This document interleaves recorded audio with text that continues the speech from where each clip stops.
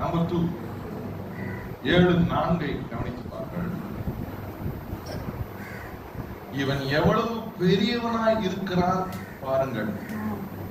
கோத்திர தலைவனாகி ஆபிரகாம் முதலாய் கொள்ளையிடப்பட்ட பொருட்களில் இவனுக்கு தசமபாகம் கொடுத்தான்.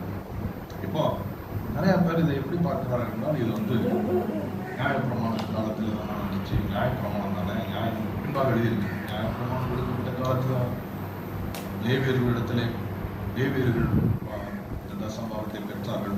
அடுத்து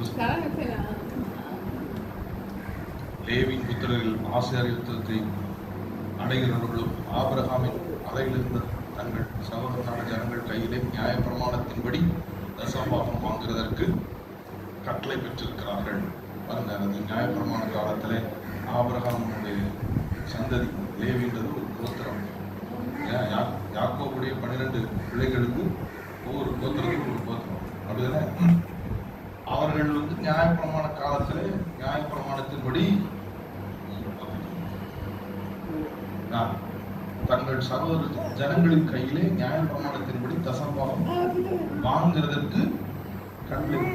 ஆனா இந்த லேவி பிறக்கிறதுக்கு முன்னாடி, இந்த லேவியோட அப்பா பிறக்கிறதுக்கு முன்னாடி, இந்த லேவியுடைய சந்ததியின் ஆரம்பமாக இருந்த ஆபிரகாம் காலத்தில் இருந்தது தசமபாகம். லேவியுடைய காலம் தாண்டிதான் நியாயப்பிரமாணம் தான் பிறந்தது இல்லையா?